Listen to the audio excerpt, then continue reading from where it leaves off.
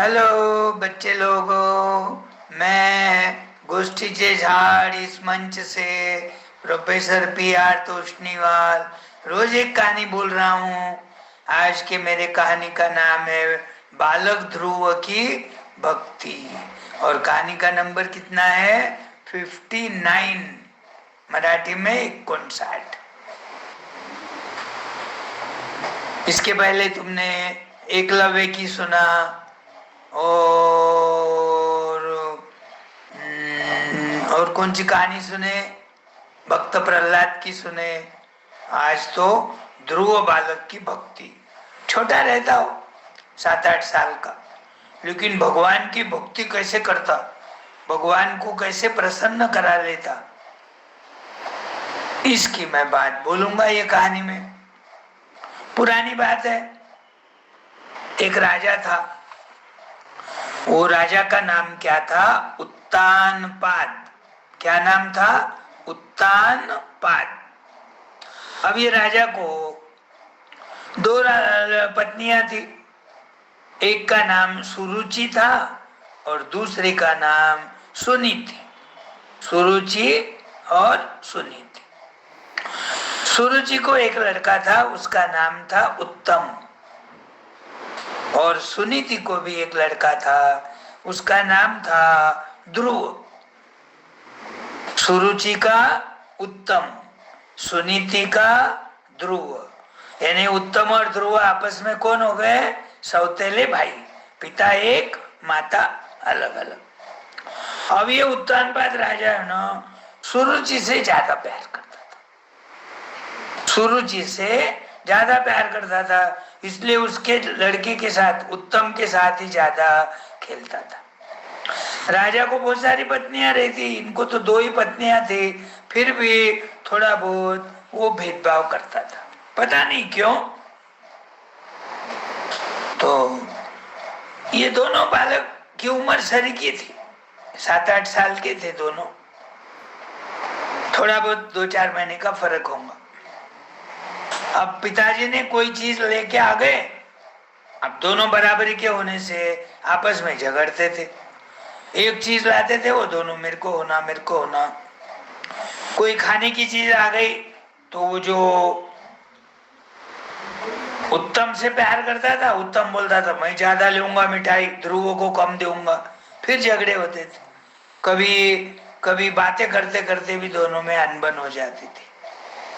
एक छोटा और एक थोड़ा 4 साल का बड़ा रहा तो वो बड़ा भाई एडजस्ट कर लेता छोटे को, लेकिन ये दोनों बराबरी के होने से बहुत बार झगड़ते। झगड़ने से क्या होता था, वो जो आवर्ती रानी थी सुरुचि, उसको गुस्सा आता था। ध्रुव बालक उसको अच्छा नहीं लगता था। और ध्रुव की माँ जो सुनीति थी, वो कुछ नहीं बोलती थी। जो भी दुख हुआ, पीड़ा हुई, अपने मन में सहन करती थी। और एक दिन क्या हो गया, उत्तानपाद राजा अपने कक्ष में आवर्ती रानी सुरुचि के साथ बैठा था। अब उसका लड़का उत्तम भागते भागते आया और पिताजी के गोद में बैठ गया।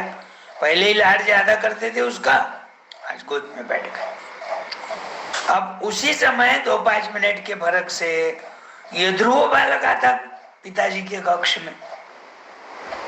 और ध्रुव बालक क्या देखता कि उत्तम पिताजी के गोद में बैठा है, मैं भी तो पिताजी का लड़का हूँ, मुझे भी गोद में बैठना चाहिए। पिताजी मुझे गोद में बिठाओ, मुझे गोद में बिठाओ, उसको उतारो नहीं तो दोनों को ले। ये बातें सुनकर वो जो उत्तम की माँ थी सुरुचि, जो आवर्ती रानी थी, वो ध्रुव को बोलती ये पिताजी की गोद उत्तम के लिए है, तुमको यदि पिताजी की गोद में बैठना है तो जाओ यहाँ से, पिताजी की गोद में बैठने को नहीं मिलेगा। बेचारा रोते रोते अपनी माँ सुनीति के पास जाता। वो कक्ष में क्या क्या हुआ सारी बातें बताता। उसकी माँ सुनीति भी बहुत दुखी कष्टी हो जाती ऐसी कड़वी बातें सुनकर, लेकिन वो कुछ नहीं बोलती, अपने बेटे को ही समझाती। बेटा ध्रुव, उत्तम यदि उसके पिताजी के गोद में बैठा, लेकिन तुम क्या करो, भगवान की भक्ति करो। जो जगत पिता है नारायण भगवान, वो यदि प्रसन्न हो गए तुम्हारे भक्ति से, तो तुम जगत पिता की गोद में बैठो, तुमको वो गोद में लेंगे। तो ये बालक छोटा रहता, उसको समझता नहीं क्या भक्ति, क्या जगत पिता, क्या नारायण भगवान, तो वो कैसे मिलेंगे मुझे।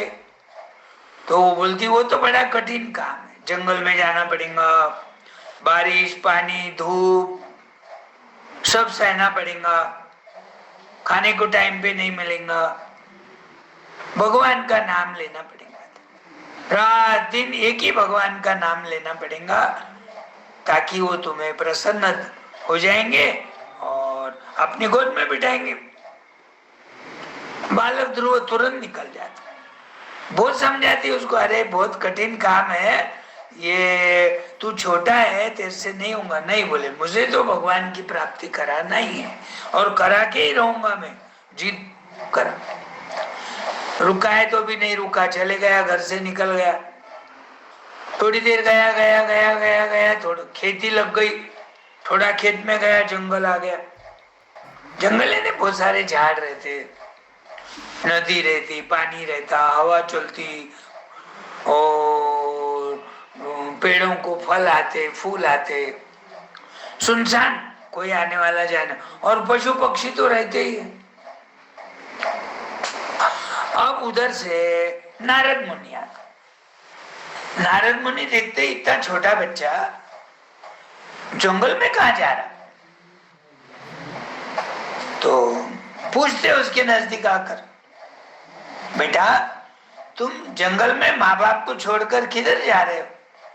मुझे अंकल, मुझे भगवान की प्राप्ति कराना, मुझे भगवान की भक्ति करना है, तप करना है, जप करना है। भगवान थोड़े, नारद मुनि हंसने लगते, अरे तू कितना छोटा है, तेरे से तप करना जप करना कैसा जमेगा? वहाँ शेर रहते, भालू रहते, भेड़िया रहता, तेरे को खा जाएंगे, और तेरे को खाने को तो कुछ भी नहीं मिलेगा। और 1 और 2 दिन तप करने से थोड़ी भगवान मिलते, सालों गिनती तप करना पड़ेगा। करूंगा, बोले मुझे तो भगवान की प्राप्ति करा, मुझे मेरे पिता की गोद में बैठने नहीं दिया मेरी माँ ने, सौतेली माँ ने। तो मैं मेरे मम्मी के पास गया, सुनीति मम्मी के पास। सुनीति माँ ने क्या बोला, बेटा वो उसके पिता है, तेरे भी पिता है, लेकिन उसको ज्यादा प्यार करते हैं वो, उसका हक है उनकी गोद में बैठना। तेरे को यदि गोद में बैठना है पिता के, तो तू ये पिता के गोद में बैठने की वजह जगत पिता के गोद में बैठो। जगत पिता है नारायण भगवान, तो नारायण भगवान कैसे मिलेंगे? तो मेरी मम्मी ने बोला जंगल में जाओ और भगवान की भक्ति करो, इसलिए मैं निकल गया तुरंत। मम्मी ने मेरे को रोकने की बहुत कोशिश की, मैं रुका नहीं। मुझे तो ये नहीं हो भगवान की प्राप्ति करा के भगवान के गोद में बैठना है, कितना भी कष्ट रहा तो मैं सहन करूंगा। तो नारद मुनि बोलते ऐसा करो, एक राजा मुझे मालूम है, उसको लड़का नहीं है, तुम्हारे को वो राजा के पास ले जाता, वो राजा खुश हो जाएगा, तुम्हारा प्यार करेगा, गोद में बिठाएगा।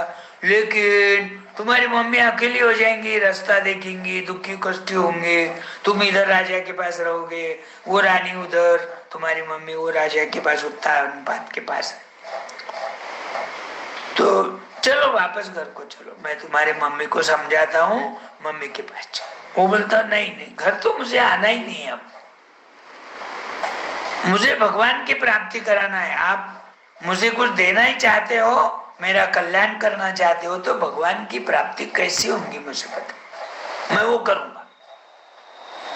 तो भगवान बोलते बड़ा कष्टी जीवन है, जंगल में रहना, तपस्या करना, भूखा रहना, ये बड़ा कष्टदायी है, तुमसे नहीं होगा, तुम बालक हो अभी, छोटे बालक। नहीं नहीं नहीं नहीं, मैं तो करने वाला हूँ, तो फिर आखिरी में नहीं मानने के बाद वो बोलते यहाँ से तुम क्या करो, वृंदावन जाओ जहाँ बाकी बिहारी रहते।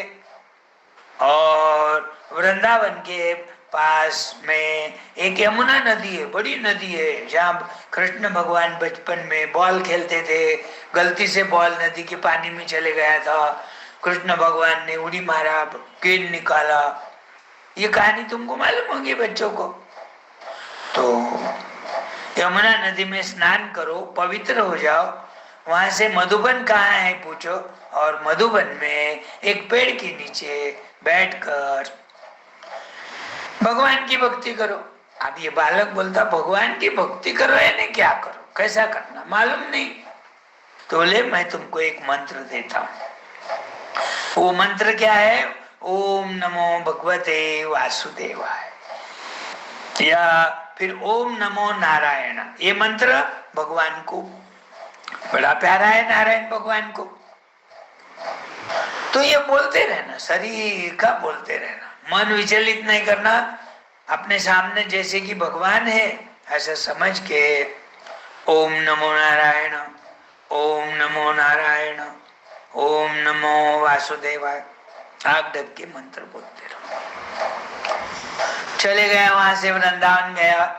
वृंदावन से यमुना नदी, यमुना नदी में अच्छा नहाया धोया और फिर मधुबन का रास्ता पूछकर मधुबन के एक पेड़ के नीचे बैठ गया।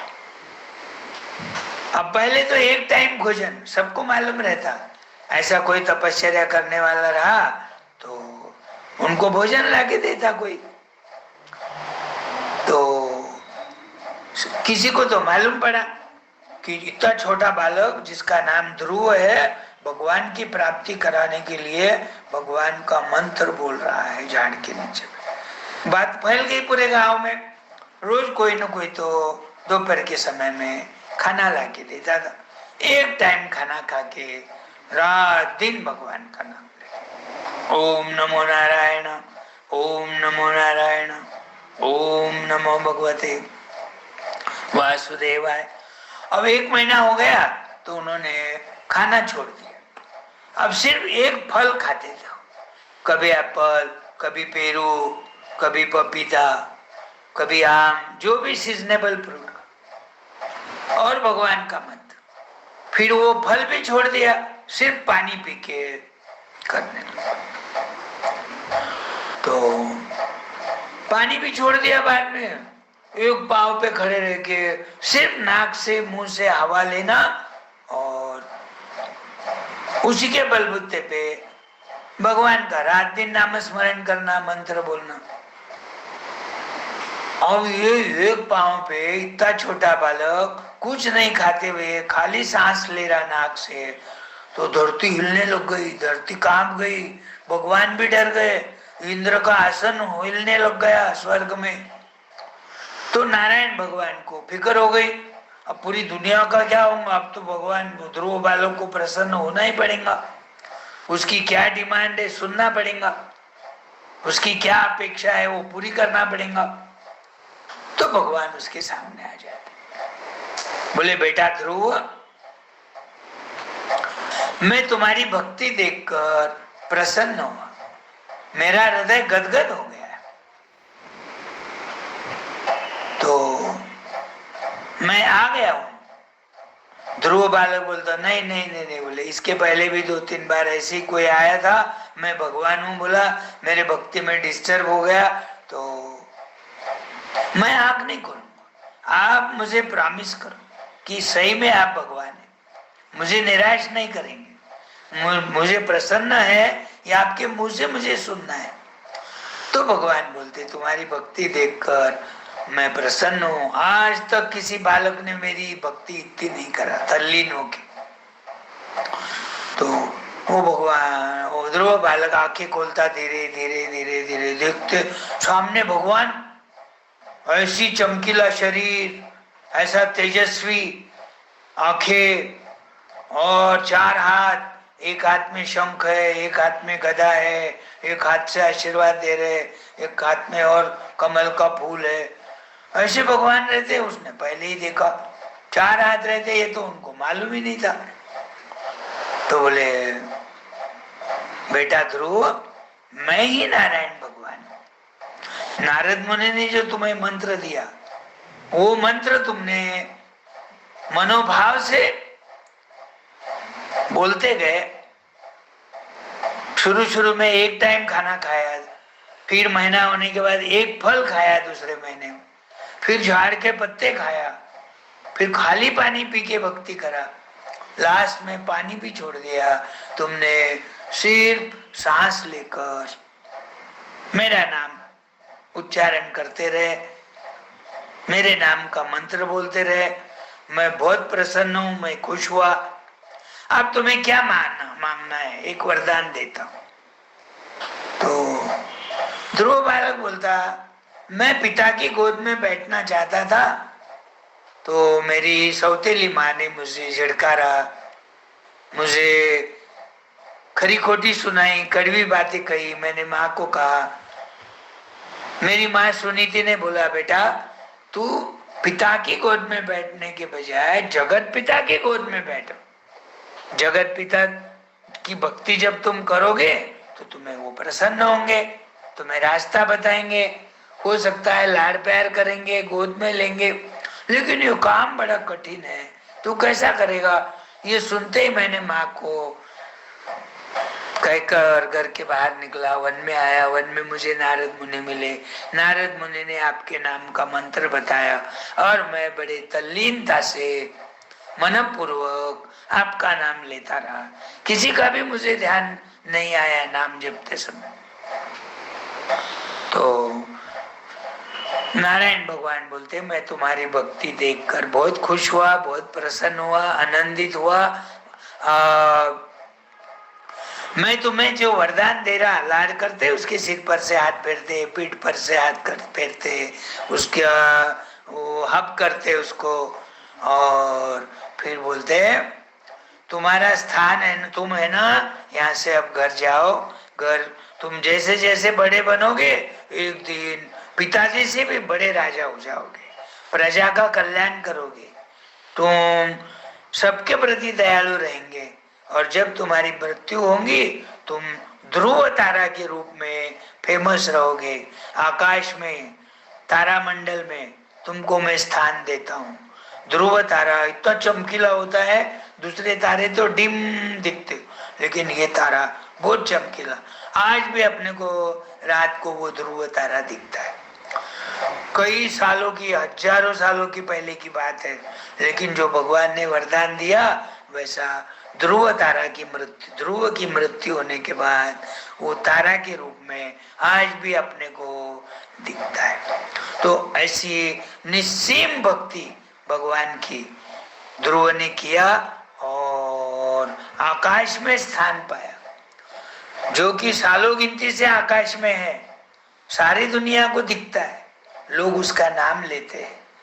तो बच्चे लोग, तुम भी पढ़ाई करना, खेलना, कूदना, झगड़ना, बातें करना, करते करते थोड़ा 10 मिनट तो भी भगवान का नाम लो। तुम्हारे मम्मी पापा भगवान की पूजा करते, अपने को पूजा करने को टाइम नहीं है, तो नहा धो के स्कूल जाने के पहले कम से कम 2-3 मिनट भगवान के सामने बैठो, आंखें ढको और ओम नमो भगवते वासुदेवाय कम से कम 11 बार ओम नमो भगवते वासुदेवाय, ओम नमो नारायण, ओम नमो इत बराबर भक्ति करना। भगवान जी को बोलना, भगवान जी मेरा ध्यान रखना, मैं स्कूल जा रहा हूँ, स्कूल से आने के बाद मैं आ गया, ये भी आपको बोलूंगा। ऐसा बोलना, जाते समय भी भगवान को बोल के जाना, तो भगवान अपनी फिक्र करते, जैसे कैसे अपने मम्मी पापा पे अपना फिक्र करते। जाता हूँ बोलने के बाद संभल के जाना, जल्दी आना, आने के बाद आ गया क्या बेटा, इंक्वायरी करते, वैसा भगवान जी भी अपनी फिक्र करते।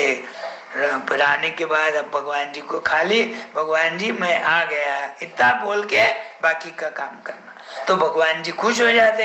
अरे वाह, ये बालक जाते समय भी मुझसे मिल के जाता है, आने के बाद भी मैं आ गया बोल के मिलता है।